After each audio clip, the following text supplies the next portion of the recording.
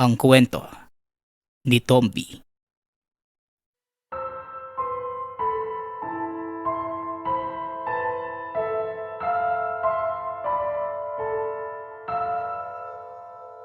Ang kwentong ito ay hango sa totoong buhay.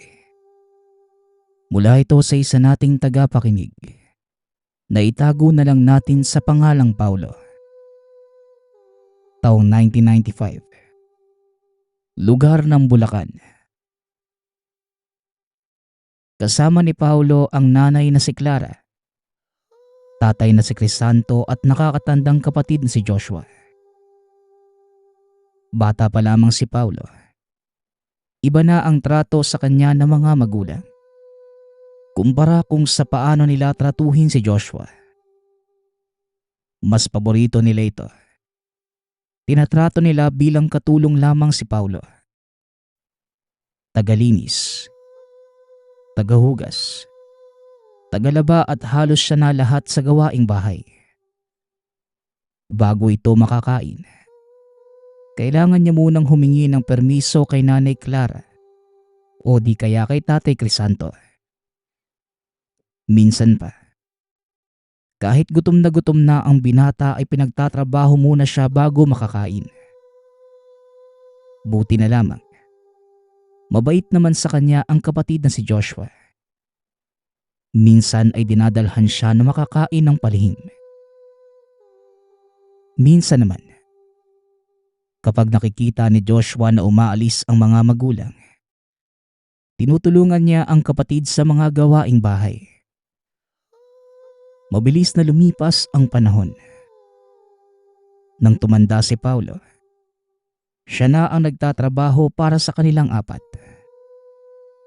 Wala itong maaaring ipunin na sweldo dahil lahat ay kailangan niyang ibigay sa mga magulang. Ngunit sa ilang buwang nakalipas, nagtatabi ito ng 50 pesos galing sa kita at hinuhulog sa alkansyang tinatago. Pero alam niyang sa oras na malaman ito ni Nanay Clara, siguradong wala na siyang uuwi ang bahay. Isang araw, nangyari ang pinakakinakatakutan mangyari ni Paulo. Nalaman ni Nanay Clara at ni Tatay Crisanto na may tinatabing pera ang binata sa sweldo nito. Nagalit sila ng malala. Umabot sa puntong pinalayas nila si Paulo. Matagal na pinakausapan ng binata ang mga magulang, ngunit hindi na nagbago ang kanilang desisyon. Sinubukan rin ni Joshua na kumbinsihin ang mga magulang, ngunit kahit sa kanya ay ayaw nilang makinig. Nagsimula ng mag-impake ng gamit si Paulo. Palihim niyang nilagay ang mga perang naipon sa bag. Maswerte pa nga siya dahil hindi na hiningi ni Nanay Clara at Tatay Crisanto ang mga perang inipon. Lumalalim na ang gabi. Nasa daan pa rin ito at naglalakad. Ilang minuto pang nakalipas ay tila lumalamig na ang hangin. Pakiramdam niya, uulan ng malakas. Wala ito ni dalang payong kaya naghanap muna siya ng masisilungan. Tamang-tama naman, may nakita itong isang tindahan na nakasara. Pero may silungan sa labas at may upuan. Doon na muna siya tumigil upang hintayin kung uulan ba. At kagaya ng inaasahan, malakas ang ulan na dumating. Malamig na simoy ng hangin ang dala nito. Naghalungkat ng jacket si Paulo sa bag. At nang may makita ay dali-daling sinuot.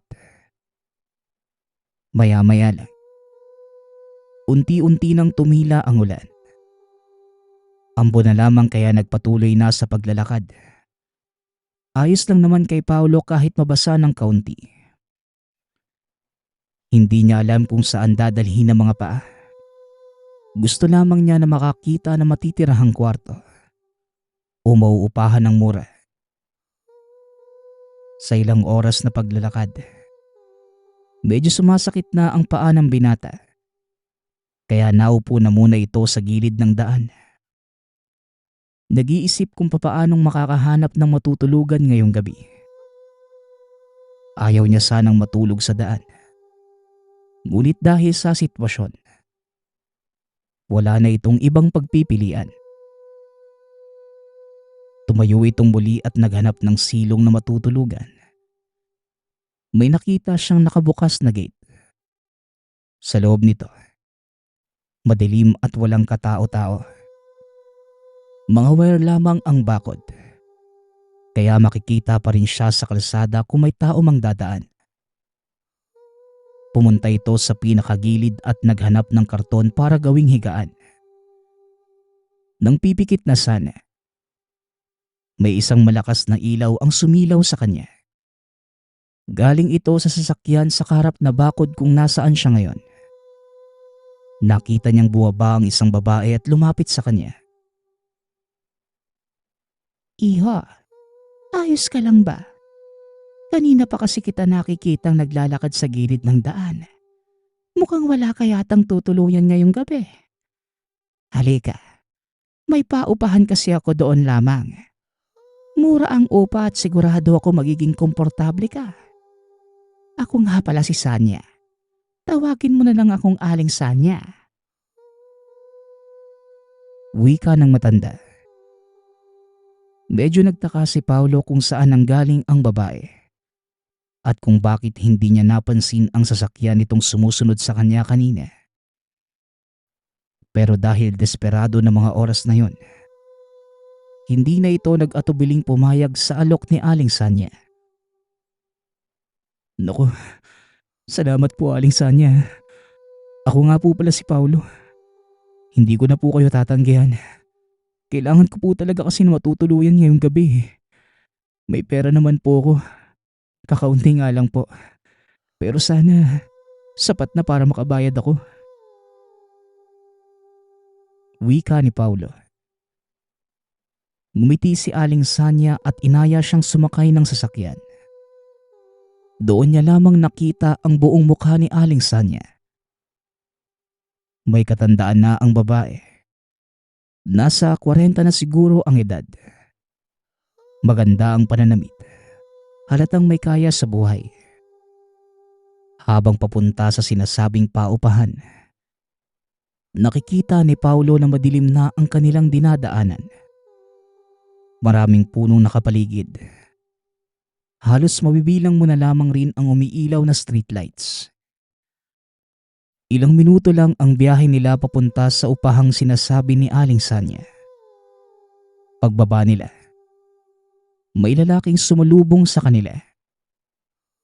Sa tingin ni Paulo, ito yung asawa ni Aling Sanya dahil mukhang magkasing tanda lamang sila. Niyakap niya yung lalaki at hinalikan sa pisngi. Sinenyasan ni Aling Sanya si Paulo na lumapit na mabilis namang sinunod ng binata. "Berto, si Paulo nga pala. Siya ang uupa sa bakanteng kwarto natin dyan. Nakita ko kasi sa daan kanina na palakad-lakad.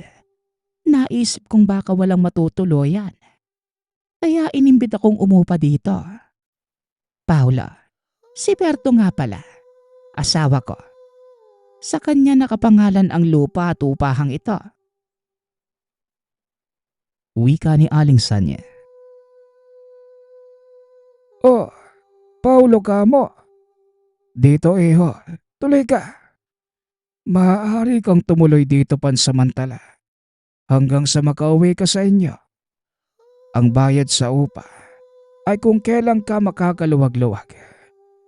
Kitang-kita ko naman na medyo mahirap ang sitwasyon mo ngayon." Dagdag ni Mang Berto. Magandang gabi po Mang Berto. Salamat nga po pala sa pagpapatuloy. Hayaan niyo po, may trabaho naman po ako kada araw eh. Kaya mababayaran ko po yung upa dito." Tugon ni Paulo.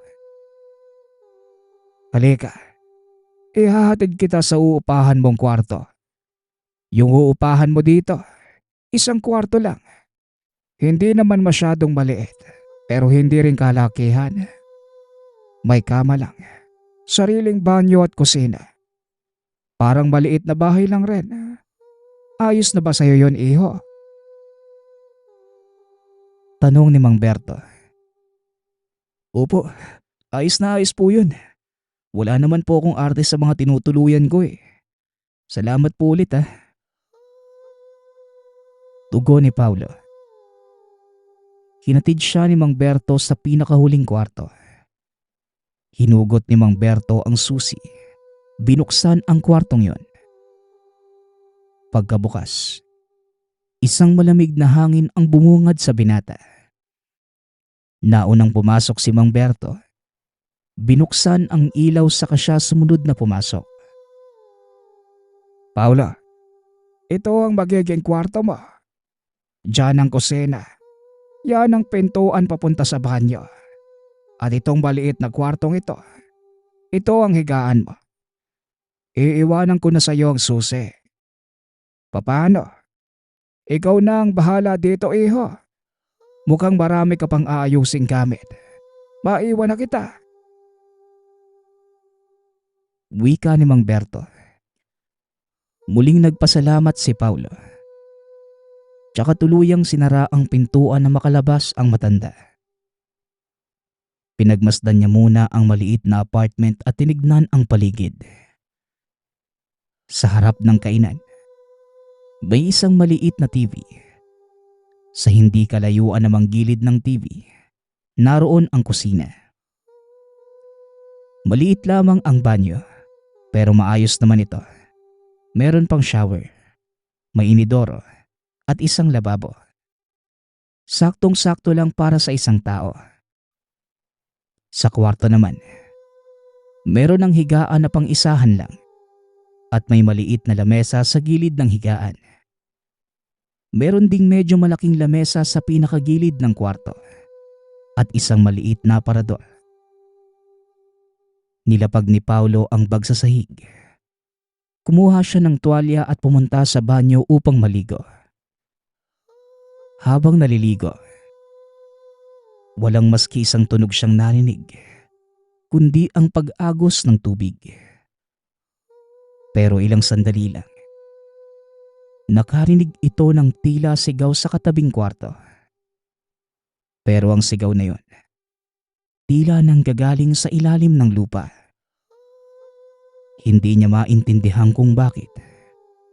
Ngunit bigla na lamang tumaas ang lahat ng balahibo. Mabilis niyang tinapos ang pagligo. Dali-daling nagbihis. Sinigurado niya munang sarado at lock ang pintuan bago pinatay ang lahat ng ilaw at pumunta sa kwarto. Dahil 12:00 na ng hating gabi, mabilis siyang dinalaw ng antok at nakatulog kagad. Kinaumagahan, pagkagising ni Paulo, mabigat ang katawan. Medyo masakit rin ang ulo kaya hindi na muna ito pumasok ng trabaho. Dala siguro ng pagkabasa sa ulang kagabi, kaya nagkasakit ito. Tamang-tama naman. May isang sari-sari store sa tapat lamang ng kung saan nakatayo ang paupahan. Makulimlim na naman ang panahon, kaya nagpa siya itong bumili ng makakain. Wala naman siyang nadalang pagkain galing sa bahay. Nakakita ito ng cup noodles, itlog, at kape sa loob ng tindahan. Tao po. Ate, pabili nga po ng 2 cup noodles, 2 itlog tsaka 3 kape. Yung nasa bandang gilid po ate ah. Magkano po lahat? Tanong ni Paulo. Ito yung sukle. Ikaw ba yung bagong lipat dyan sa paupaang yan ni Iho? Balita ko kasi, may bagong nakaupa daw dyan. Tugon ng tindera. Opo, ako nga po. Kahapon lang po ako lumipat eh. Bakit yun naman po natanong ate? Tanong ni Paulo. Nako wala. Alala lang, mag-iingat ka dyan. May kwento-kwento kasi sa paupahang yan. Lalong-lalo na sa mga may-ari. Sige na iyo, makulimlim na at mukhang uulan ng malakas. Umuwi ka na. Tugon ng tindera. Nagpasalamat si Paulo at umuwi ng nakakunot ang noo. Habang papauwi, nakita niya ang ibang nakaupa sa bahay. Nakatitig lamang sa kanya. Nagtataka rin niyang tinignan ang mga ito dahil medyo masama ang titig sa kanya. Napailing na lamang ang binata. Yumuko upang hindi makasalubong ang mga matatalim na tingin ng tao. Nang makarating sa silid, niluto niya ang isang noodles, nilagyan ng isang itlog. Tinimpla rin ang kapeng binili at saka naupo sa lamesa. Habang kumakain, bigla na lamang bumuhos ang malakas na ulan. May kasama pa itong kidlat na nakapagpagulat kay Paulo. Habang kumakain, iniisip pa rin niya ang sinabi ng nagtitinda kanina. Lalong-lalo na ang tungkol sa mga may-ari ng paupahan. Si Aling Sanya at si Mang Berto. Mukha naman silang mababait na tao sa paningin ng binata. Wala namang kakaiba sa kanila. Mukhang masaya naman sila sa isa't isa. Kaya lalong nagtaka si Paulo sa sinabi ng tindera kanina. Ngunit ang mas nakapagpadagdag takot at kuryosidad sa kanya, ang mga matitilim na titig ng mga tao kanina. Tila ngayon pa lamang sila nakakita ng tao. Parang gusto nilang atakihin si Paulo. At kung nakakamatay lamang ang matatalim na titig, kanina pa ito nakabaon sa ilalim ng lupa. Matapos kumain, naligo at nag-ayos na siya ng damit. Ay, mukhang matagal ako mananatili dito ah. Alam ko namang hindi ako hahanapin nila nanay at tatay. Kaya ayos na rin siguro tong ganito. Wika ni Paulo sa sarili habang nagtutupi ng damit at sinisilid sa aparador. Nang gumabi, napagpasyahan niyang magpahangin sa labas. Tumila na rin ang napakalakas na ulan. Nakainom na din naman siya ng gamot kanina. Kaya medyo wala na rin ang sakit ng ulo at bigat ng katawan. Habang naglalakad-lakad, nakita niya ang isang lalaking nakahood na kulay itim na para bang parte ng isang kulto. Nagtago si Paulo sa likod ng puno. May naramdaman itong kakaiba sa presensya ng lalaki. Nakita niya ang lalaking pumasok sa loob ng gate. Dumiretso sa pinakalikod na bahagi kung saan medyo malapit ang kwarto ni Paulo. Tahimik na pumasok si Paulo sa loob ng bahay. Sinarado niya ang pinto at pumunta sa kwarto. Doon niya nakita ang 4 na anino. Tila may kasama pang iba ang lalaking sinusundan. Nakapatay na ang lahat ng ilaw sa bahay na yon. Ginawa niya ang lahat upang hindi makagawa ng ingay. Narinig niya ang isang lalaki na nagsalita. Lumayo na tayo dito. Nandito lang nakatira ang taong pinag-uusapan natin. Doon tayo sa likod ng puno ng balete para malapit na lang ang paggagawa natin ng ritual. Wika ng lalaki. Narinig naman ng binatang sumang-ayon ang isa pang lalaki. Tsaka niya narinig ang mga yabag palayo. Hindi nakapagpigil si Paulo. Mabilis itong lumabas ng bahay at sinundan ang mga lalaki. Alam na niya ang tinutukoy nilang puno ng balete. Isa lang naman ang puno ng balete na malapit doon. Pagkarating sa lugar, nagtago ito sa likod ng puno at sumilip ng kaunti. Kagaya ng nakita kanina, Nakasuot rin ng itim ang tatlo pang lalaki. Malapit na ang susunod na kabilugan ng buwan. Kailangan na natin siyang maihanda. Hindi magtatagal. Kakailanganin na natin ang katawan niya. Muling wika ng lalaki. Napatingin si Paulo sa buwan at nakitang bilog ito. Napaisip kung bakit hindi na lamang ngayon nila gawin ang sinasabi. Pero walang makuha na sagot sa isipan. Maya-maya lang, mas marami pang dumating na mga kaparehas nila.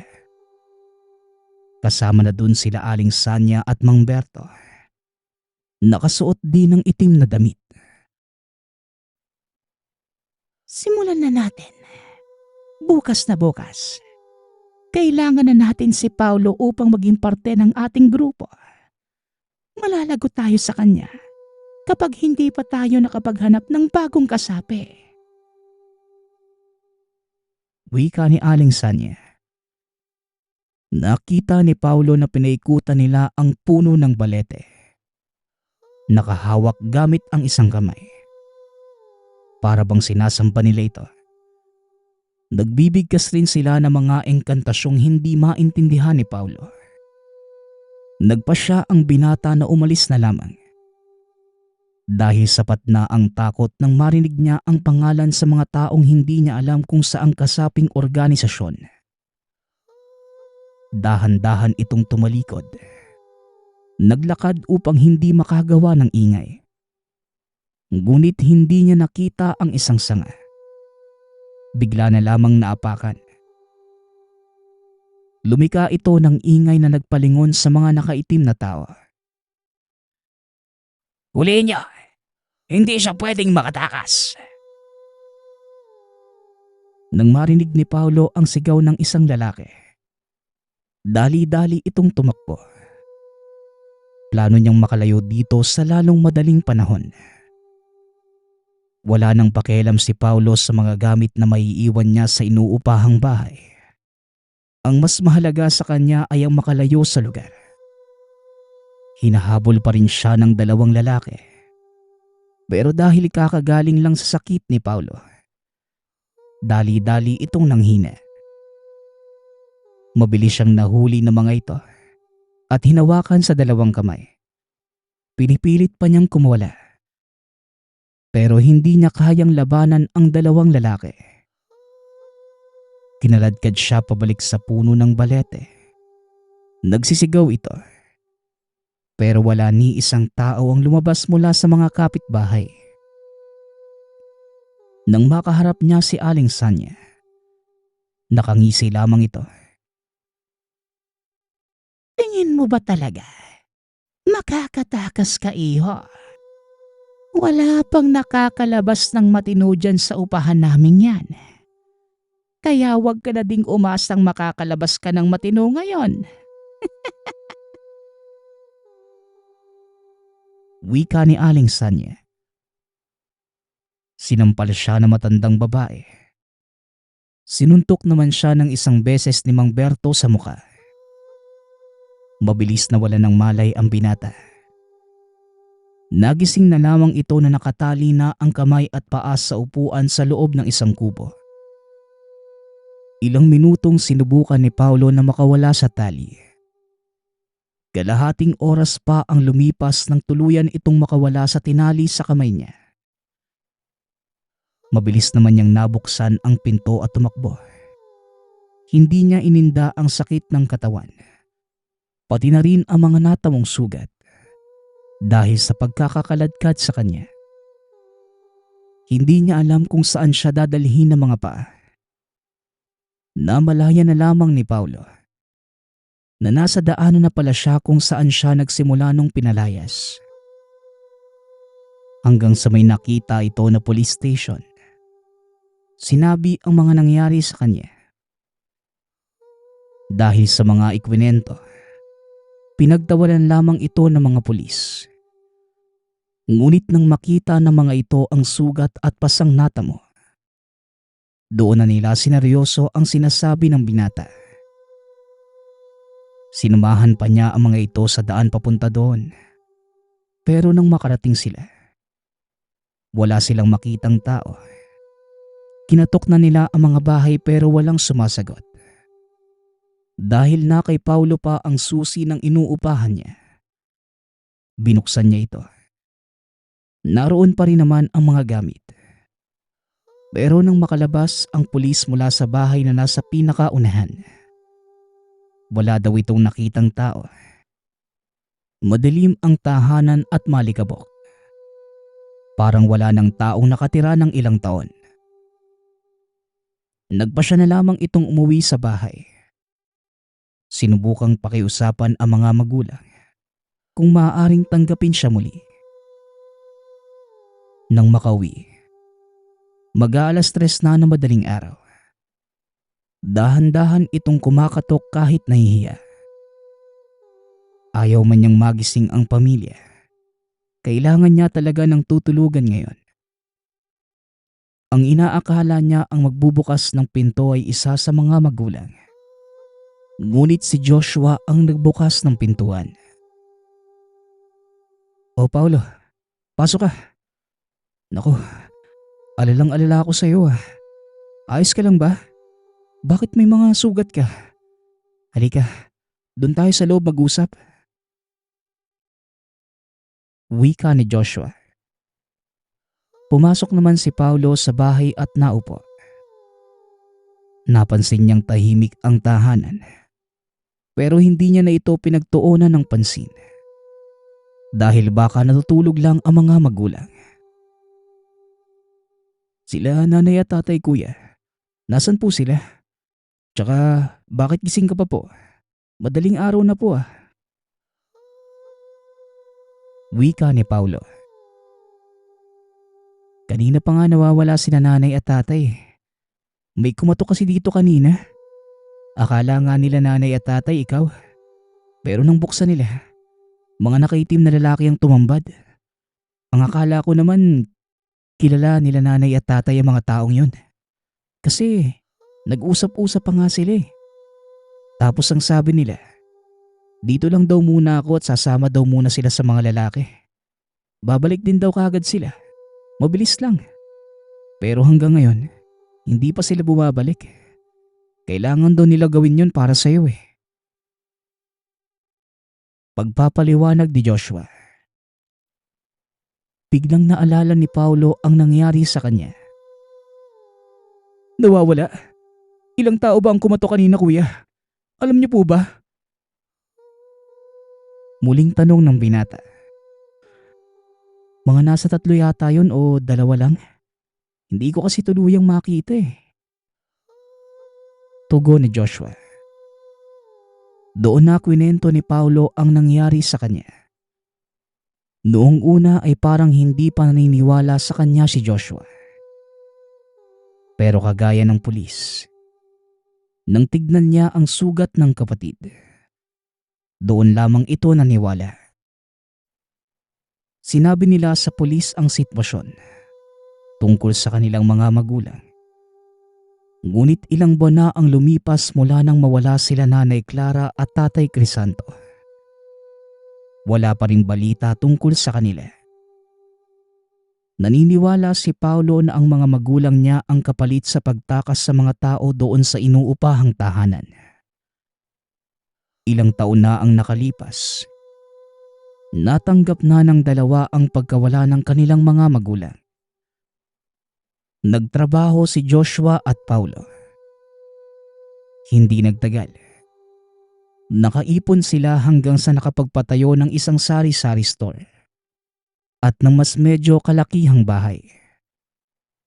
Magpasa hanggang ngayon, hinding-hindi makakalimutan ni Paulo ang kanyang mga karanasan. Palagi niya itong tinatandaan kahit ilang taon pa man ang dumaan.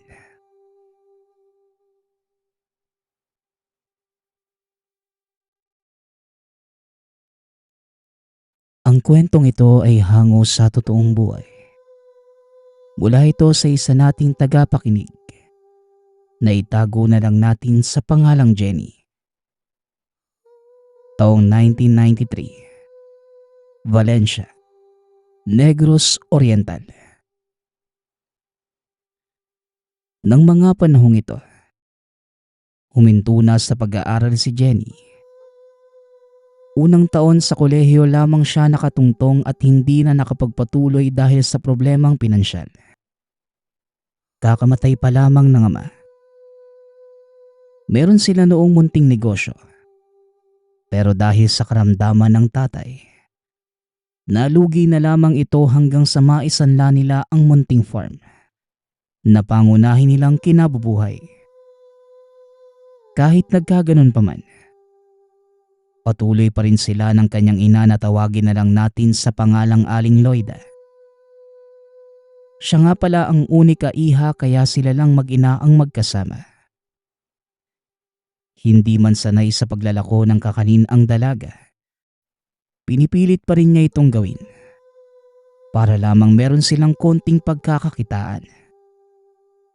Marami naman ang bumibili sa kanya dahil kakaiba magluto ng kakaninang ina. Isang hapon, naubos na ni Jenny ang mga paninda. Kaya naman naglakad na pauwi dahil sa kagustuhang magpahinga. Pero may nadaanan ito na isang bahay kung saan may nakitang taong pamilyar sa kanya. Nakatambay ito sa tapat ng tahanan habang may kausap na isang magandang dalaga. Yung nakita niyang lalaki, ito yung nobyo niyang lumuwas ng Maynila. Ilang buwan na rin itong nasa lungsod, pero wala siyang balita na nakauwi na pala ito. Mukhang nagkakamabutihan yung dalawa kaya labis na nasaktan si Jenny. Hindi na ito nagpakita sa nobyo. Lumihis na lamang ng daan at dali-daling umuwi sa tahanan. Mukhang napansin ni Aling Loida na malungkot ang anak. Kaya nagtanong ito sa kanya. Mukhang matamlay ka yata ngayon, anak. Bakit? May problema ba? May bumastos ba sa'yo nung nagtitinda ka? Tanong ni Nanay Loida. Napailing naman si Jenny. Wala naman po, Nay. Paano may mambabastos sa akin? Pangit po ko eh. Walang magkakagusto sa akin. Yung boyfriend ko nga pong si Bert, niloloko lang pala ako.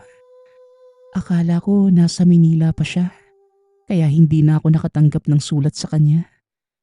Pero nakauwi na pala siya at may bago ng girlfriend. Maganda yung babae na yun, Nay. Katangian na wala sa akin. Tugon ni Jenny. Dito na bumuhos ang masaganang luha sa mga mata. Umaasa ito sa pangako ng nobyo na siya lamang ang iibigin. Pero lahat pala ng yun, hanggang salita lang. Niyakap naman siya ni Aling Loida at dinamayan sa kanyang kalungkutan. Ang sabi pa ng ina, isa lamang ang ibig sabihin kung bakit ito sinapit ni Jenny. Dahil hindi ito karapat-dapat para sa kanya. At mabuti nang nalaman ng dalaga ang ugali ng taong ito ng mas maaga. Tahan, anak. Ganyan talaga ang pag-ibig. May saya at kabiguan. Dahil dyan ka matututo para pumili ng totoong tao. Wika ni Aling Loida habang hinahagod ang likod ni Jenny. Pero sa halip na gumaan ang pakiramdam ng dalaga, lalo lamang itong umiyak. Alam niya na wala nang magkakagusto sa kanya. Ang buong akala niya nga, tanggap ni Bert ang kanyang kapintasan. Pero sa ginawa nitong pangloloko ay nangangahulugan na wala siyang kwentang tao. Para itong nilumang damit na tinapon na lamang kapag may nakitang bago na mas maganda. Aminado si Jenny na hindi siya kagandahan. Maitim na babae. Mataba at may kalakihan ang mga mata. Kaya napakasakit para sa kanya ang ginawa ng dating nobyong si Bert. Ilang araw at ilang gabi rin siyang palaging umiyak. Pero sumapit ang ilang buwan. Nabalitaan na lamang ni Jenny na patay na si Bert. Kaya naman, pinuntahan nilang mag-ina yung tahanan nito para makilamay. Dito nalaman ni Jenny sa ina ni Bert na pinatay ito. Natagpuan sa harapan ng kanilang tahanan. Wakwak ang dibdib hanggang sa tiyan. At ang lubos nilang kinagulat. Nawawala ang puso at atay nito. Hindi malaman ng nanay ni Bert kung bakit gano'n na lamang ang sinapit ng anak. Pero sigurado ito na hindi tao ang gumawa. Walang iba kundi yung kwentong kumakalat sa lugar na isang aswang. Naroon din yung bagong nobya ni Bert. Umiiyak ito at parang pinagsakluban ng langit at lupa. Pero kahit halos ingod-ngod na ang mukha sa kabaong, napansin ni Jenny na parang nagkukunwari lamang ito. Dahil walang luhang lumalabas sa mga mata ni Isabel. Ito yung pangalan ng dalagang umagaw sa nobyo. Masakit rin para kay Jenny na mawala si Bert. Paano ba naman? 2 taon din silang naging magkasintahan. Pero wala na siyang magagawa. Naubos na ang mga luha sa mata. Noong mga sandaling nalaman niyang niloloko lang pala siya ni Bert. Aling Juana, hindi na po kami magtatagal ni nanay ha. May mga gagawin pa po kasi kami. Naparito lang kami para makita yung katawan ni Bert. Sana makanta niyo na po yung hustisya para sa kanya. Kung aswang man yun, sana tumalab sa kanya yung karma. Sobra kong kinalulungkot yung nangyari dahil may pinagsamahan rin kami ni Bert eh. Pamamaalam ni Jenny. Hinawakan siya sa kamay ni Aling Juana. Pasensya na sa ginawa sa'yo ng anak ko, Iya. Ako na ang humihingi ng pasensya sa'yo. Pero pinagsabihan ko na siya noon kung bakit siya nagloko. At alam kong sa oras na ito, nagsisisi siya kung bakit pinakawalan niya ang isang babae na may mabuting pusong kagaya mo. Wika ni Aling Juana na siyang nagpangiti kay Jenny. Ramdam niya ang suporta nito para sa kanya at hindi kay Isabel. Kaya niyakap ito ng dalaga. Nakita naman niya na masama ang pagkakatitig sa kanya ni Isabel, na para bang lalamunin siya ng buhay. Tumigil na ito sa pag-iyak. Nakupo na lamang sa mahabang silya. Hindi alam ni Jenny kung bakit galit sa kanya si Isabel. Subalit na pag-isip-isip niya, marahil narinig nito yung sinabi ni Aling Juana na nagpapahayag ng suporta para sa kanya at hindi kay Isabel. Pero hindi na lamang niya ito inintindi. Nagpatay mali siya na lamang na tila walang nakita. Ngunit aminado si Jenny na may hatid na takot at kaba ang pagtitig ni Isabel. Para bang hindi ordinaryong tao ang dalaga. Matapos makapagpaalam ay kagad nang umuwi sina Aling Loida at Jenny. Maghahanda pa kasi si Aling Loida ng mga ilalako ng anak. Habang nagluluto ang ginang, kakatapos lamang maligo ni Jenny at bigla itong nagsalita. Anak, may napansin ako sa leeg ni Bert noong sumilip tayo sa kabaong. Napakaraming pantal na para bang may kumagat. Imposible namang sa lamok yon. Ang lalaki. Kwento ni Aling Loida. Napansin ko nga rin yun, Nay. Aswang siguro ang may gawa nun.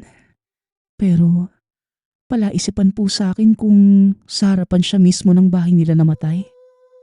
Kasi kung doon nga, Dapat marinig nila Aling Juana yung mga sigaw ni Bert. Hindi po ba? Ang hinala ko po, Nay, sa ibang lugar pinatay si Bert. Dinala lang yung bangkay sa harapan ng bahay nila. Tugon ni Jenny. Napaisip naman si Aling Lloyda. Napagtantong tama ang kanyang anak. Siguro kung pinaimbestiga lang nila sa mga otoridad kung saan huling pumunta si Bert, may pag-asang matuklasan kung sino ang aswang. Tama ba ako, anak? Tanong ni Aling Lloyda. Napatango na lamang si Jenny. May nabuong plano sa kanyang isip ng mga oras na yon. Matapos makapagluto ni Aling Lloyda ng kanyang ilalakong kakanin, nagsimula na siyang magtinda. 11:00 pa lang naman ng umaga ng mga oras na yon, kaya hindi pa huli. Pagsapit ng 4:00 ng hapon, kakatapos lamang niyang magtinda at dumiretso muli sa bahay nila Aling Juana. Nasa labas ito ng tahanan habang sinasalubong ang mga bisita na gustong makilamay. Natanaw naman niya ang matanda. Napangiti sa kanya si Aling Juana nang makita. Pero biglang lumapit si Isabel sa matanda at inakbayan nito. Napansin ni Jenny na merong binulong ang dalaga kay Aling Juana. Hanggang sa yung ngiti nito sa kanya ay biglang nawala. Nakatulala lamang ang ale sa kanya. Nang lapitan ni Jenny at tanungin ang ginang kung saan huling pumunta si Bert bago mangyari ang insidente, nagulat siya sa sinagot nito. Wala ka ng pakialam, Ron. Hindi na kayo magkarelasyon ni Bert bago siya mamatay. Kaya pwede ba? Huwag ka nang mausisa. Tsaka di ba, nakabisita ka na dito kanina. Bakit ka pa bumalik? Umalis ka na dito. Alis! Pagtataboy sa kanya ni Aling Juana, na sinigundahan pa ni Isabel. Hindi mo ba narinig yung sinabi sa'yo ni tita? Umalis ka na. Ayaw niya na kasing makita yung pangit mo mukha dito sa burol ng nobyo ko. Kaya layas na. Bingi. Panlalait sa kanya ni Isabel. Kaya wala nang nagawa si Jenny kundi ang umalis sa lugar. Sobra itong nagtaka kung ano ba ang sinabi ni Isabel kay Aling Juana. Sa pagkakatanda niya, nakangiti pa ang matanda nang makita siya. Pero matapos bulungan ni Isabel, nagiba ang ugali nito sa isang iglap na para bang kontrolado ang pag-iisip ng ginang. Pero napagtanto ni Jenny na tama yung sinabi nila. Wala na siyang pakialam doon. Sila na ang bahala para sa hustisya ng dating nobyo. Hanggang sa lumipas ang ilang araw at linggo, hanggang sa mailibing si Bert. Nagtataka ang ina kung bakit hindi ito sumama. Nagdahilan na lamang si Jenny na masama ang pakiramdam. Hindi na niya sinabi ang pagtataboy sa kanya ni Aling Juana. Pero may nabanggit sa kanya ang ina. Ang sabi nito, hinahanap siya ni Aling Juana sa libing ng anak. Nagtataka ang ginang kung bakit wala siya. Kaya naman, nahiwagaan si Jenny. Noong nakaraan lang ay pinagtabuyan siya nito. Tapos ngayon naman ay hinahanap siya. Nay, nandun po ba si Isabel? Tanong ni Jenny. Oo, anak. Kung makaasta nga parang manugang na siya. Dikit ng dikit kay Juana. Tapos masama pa ang tingin sa akin. Ewan ko ba sa batang yon? Sa tingin ko, masama ang ugali ng dalagang yon. Tugon ni Aling Lloyda. Dumaan pa ang maraming araw hanggang sa isang hapon. Pauwi na si Jenny galing sa paglalako. at napadaan sa tahanan ni Isabel. Sa pagkakaalam ni Jenny, batay sa sinabi ni Aling Juana, nag-iisa lamang sa tahanan ang dalaga. Pero ng mga oras na yon, kitang-kita niya na merong matandang babaeng pumasok sa tahanan. Uugod-ugod na ito. Payat at sobrang kulubot ang balat. Pero ang pinagtataka ni Jenny noon, na labis na nagpakaba sa kanya, suot nito yung duster ni Isabel. Nangihina ito na para bang babagsak na sa lupa. Subalit may bagay na napansin si Jenny sa matanda. Tumutulo ang napakalapot na laway at nakalaylay ang dila. Ang lubos na nakapagpakilabot sa kanya. Solidong itim ang mga mata nito. Umuungol pa habang papasok ng tahanan. Kaya bago ito makita ng matanda, lumayo na si Jenny dahil alam niyang may mali sa taong yon. Pero nang makalayo ang dalaga, nang lingunin ang matanda ay wala na ito sa labas. Sarado ang pintuan, pero bukas naman ang mga bintana. Dito niya nakitang nakadungaw ang matanda. Dilat na dilat ang mga mata habang nakatitig sa kanya. Ang laway nito ay walang tigil sa pagtulo mula sa malaking bunganga. Kaya naman, nang makita ito ni Jenny ay dali-dali na siyang tumakbo. Medyo malayo pa ang kanilang tahanan at padilim na rin ang paligid. Kaya dito na pumasok sa isip ni Jenny yung tungkol sa aswang. Maaaring aswang ang matandang yun at kamag-anak ni Isabel. Liblib pa naman yung dinadaanan ni Jenny. Bihira lamang ang taong napapagawi roon, lalo na tuwing dapit hapon. Subalit walang pagpipilian ang dalaga, kundi ang dumaan sa lugar. Lalo na't ito lamang ang nag-iisang daan pauwi sa kanila. Habang patuloy na tumatakbo si Jenny, napalingon siya sa kanyang likuran. Halos manigas siya sa kanyang kinaroroonan dahil sa nakita. Natanaw sa hindi kalayuan yung matanda. Nakatayo sa lilim ng puno habang nanginginig yung ulo at titig na titig sa kanya. Maya-maya pa, narinig niya na humalakhak ito. Hindi pangkaraniwang tawa dahil ang halakhak nito ay parang isang baliw. Hindi nagtagal. Tumigil na yung matanda sa pagtawa. Kalaunay nakita niyang unti-unting tumatabingi ang leeg nito.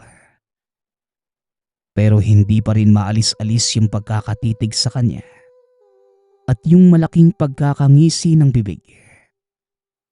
Unti-unti na ring dumadapa ang matanda sa lupa. Natunugan na ni Jenny kung anong gagawin nito. Kaya naman nagpatuloy na siya sa pagtakbo at mas lalo pang binilisan. Pero narinig ni Jenny yung malakas na yabag ng elemento habang umaalingaw-ngaw ang matinis nitong pagtawa. Sa tuwing narinig ito ni Jenny, para bang nangihina ang kanyang mga binte. Nawawala na rin ito ng lakas. Ni pagsigaw ay hindi na rin niya magawa dahil tila may nakabara sa lalamunan. Malapit na sana siya sa lugar. Subalit natalisod ito sa nakausling bato. Kaya naman napasubsob ito sa lupa. Babangon pa sana pero hindi na kinaya. Hanggang sa narinig niya ang papalapit na pag-angil sa likuran. Malalim ang tinig nito at alam niyang sa elemento ito nang gagaling. Nang subukan niyang lingunin, halos panawan siya ng ulirat nang makita ang matanda. Paano ba naman? Nakatuwad ito. Nakasilip ang nakakatakot na muka sa pagitan ng mga binti habang tumutulo ang madaming laway sa bibig. Sumisigaw ito sa kanya pero hindi niya maintindihan ang mga sinasabi. Para bang ibang dialekto ang gamit na salita. Papalapit ito ng papalapit sa kanya habang nasa ganoong forma. Mabuti na lang. Nagkaroon na ito ng boses at nagawa niyang sumigaw at humingi ng tulong. Lumapit naman sa kanya si Mang Nestor. Isa itong magsasaka at nakita niya kung paano nito bugawin ang matanda. Hinawakan siya nito sa kamay at tinulungang makabangon. Ano ka ba naman, iha? Sa bayawak lang natatakot ka. Yan tuloy, nadapa ka pa. Huwag kang mag-alala. Lumayo na yung bayawak. Ayos ka lang ba? Wika ni Mang Nestor na labis na kinagulat ng dalaga. Tumayo naman si Jenny. Kaya nga lang, nagkaroon ito ng sugat sa tuhod. Maraming salamat po, Mang Nestor. Ayos lang naman po ako. Galos lang po. Pero matandang babae po yung humabol sa akin eh. Hindi po isang bayawak. Tugon ni Jenny. Kaya naman hinatid na lamang siya nito pauwi ng tahanan. Sinabi ni Mang Nestor na baka napagod lang si Jenny kaya kung ano-ano na lamang ang nakikita. Hindi na pinilit ng dalaga sa matanda na aswang yung nakita. Nagpasalamat na lang ito dahil hinatid siya nito sa kanilang tahanan. Nang makita naman siya ni Aling Loida, kaagad itong nag-alala sa anak. Ano ka ba naman, Jenny? Anak, ano ba yung nangyari sa'yo at bakit nagdurugo yung tuhod mo? Tanong ni Aling Loida. Ang sabi ni Jenny, nadulas lamang kaya napados-dos sa lupa na merong bato. Ginamot naman ang sugat ni Aling Loida. Habang abala sa paglalanggas ng sugat ang ina, natanong niya kung meron bang aswang na nag-aanyong bayawak. Oo naman, anak. Merong ganong aswang. Hindi ko lang alam kung hanggang ngayon nananatili pa rin yung lahi ng mga ganon. Pero isa na yung lola mo na muntik nang mabiktima ng abwak noong pinagbubuntis pa lamang yung kapatid ko. Abwak ang tawag sa ganong aswang, anak. Bukod sa nag-aanyong bayawak sila, alam mo ba, anak, kaya rin nilang pabatain ang sarili nila. Yan ay kung makakakuha sila ng lamang loob ng tao, kagaya ng sariwang puso. Ipinapahid nila yon sa balat sa tuwing sasapit ang gabi. At pagkatapos, kakainin nila. Sa pagkakaalam ko at batay sa narinig ko sa matatanda, umiinom rin ito ng dugo. Iyang kasing mga klase ng aswang na yan, kaya nilang maging immortal.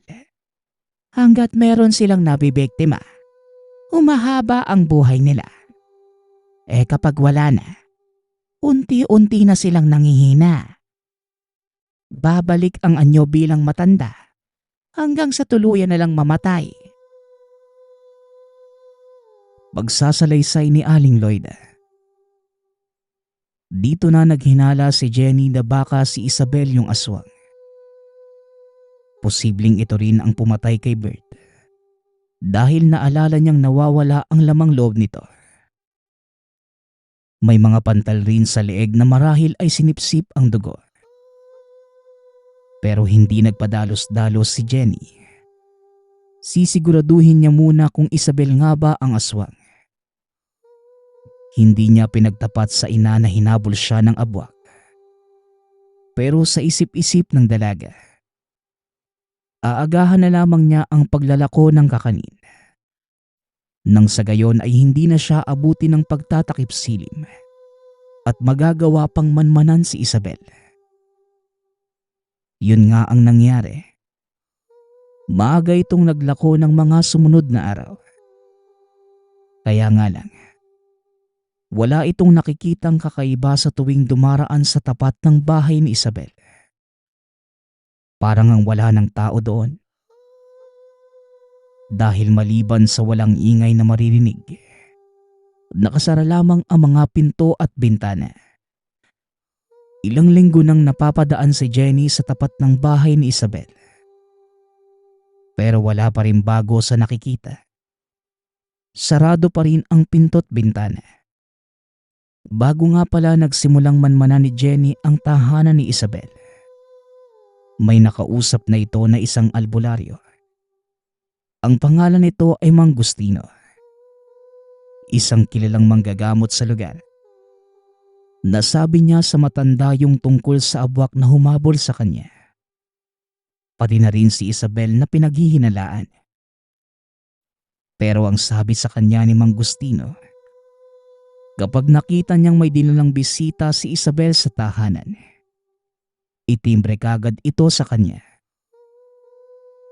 Sumapit nga ang araw na yon. Mga bandang 3:00 ng hapon. Naglalakad na pauwi si Jenny sapagkat ubos na ang kanyang paninda. Hanggang sa mapadaan na siya sa tahanan ni Isabel. Tila umaayon naman sa kanya ang tadhana. Dahil namataan niyang may dinalang tao si Isabel sa tahanan. Kaakbay pa niya ang lalaki at parabang nagkakamabutihan na sila. Buti na lamang, hindi siya napansin ng dalaga dahil may kausap ito. Kaya sa halip na umuwi, dumiretso na lamang si Jenny sa tahanan ni Mang Gustino para iparating ang bagay na yon. Ano ka mo? Meron siyang bisitang lalaki at nagmukhang bata na siya. Pumalik na yung itsura niya sa dati at hindi na mukhang matanda. Nako, ang ibig sabihin lang, may nauna na siyang biktima at susunod na yung lalaking yon.